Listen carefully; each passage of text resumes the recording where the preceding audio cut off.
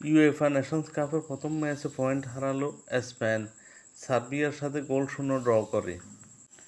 টানা ৯ ম্যাচ জিতে সার্বিয়ার মাঠে খেলতে গিয়েছিল স্পেন, কিন্তু মার্চের পর প্রথমবার পয়েন্ট হারালো তারা। ইউরোপিয়ান চ্যাম্পিয়নশিপে অবিশ্বাস্য ফর্মে ছিল স্পেন। ৭ ম্যাচের মধ্যে সবগুলো জিতেছিল তারা। ফাইনালে ইংল্যান্ডকে হারিয়ে হাতে ট্রফি নিয়েছিল স্পেন। নেশনস কাপের প্রথম ম্যাচে সার্বিয়ার মাঠে স্পেন যেন নিজেদেরকে হারিয়ে খুঁজতেছে। ইউরোপিয়ান চ্যাম্পিয়নশিপে তারা যেভাবে খেলেছে, নেশনস কাপে তাদেরকে সেভাবে দেখা যায়নি।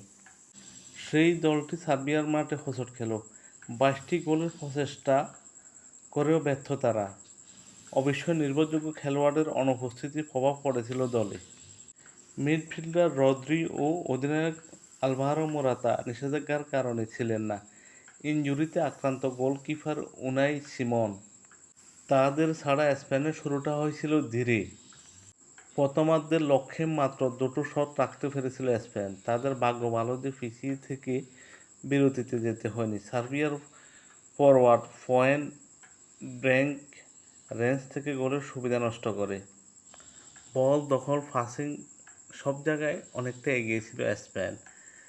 সার্বিয়া ওই দিন রক্ষণভাগকে অত্যন্ত শক্তিশালী করে এবং রক্ষণভাগের ব্যাট করার মতো কোনো সুযোগই দেয়নি তারা স্পেনকে। স্পেন মাঠের খেলায় অনেকটা এগিয়ে ছিল। দুর্ভাগ্যজনক হলেও সত্য, স্পেন ওই দিন কোনো গোল আদায় করে নিতে পারেনি।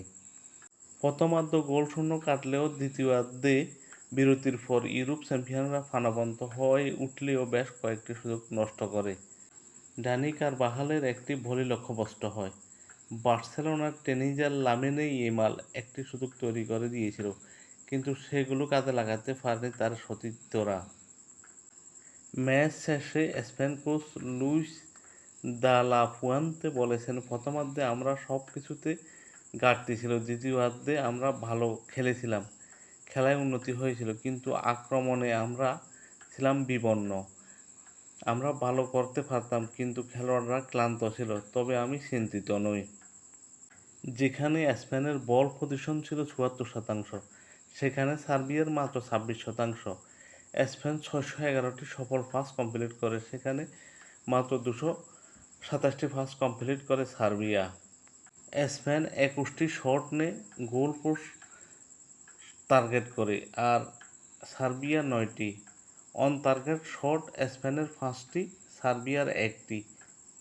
এক কথায় স্পেন সার্বিয়ার চেয়ে যোজন এগিয়ে ছিল। দুর্ভাগ্যজনক হলেও সত্যি, স্পেন কোনো গোল আদায় করে নিতে পারেনি।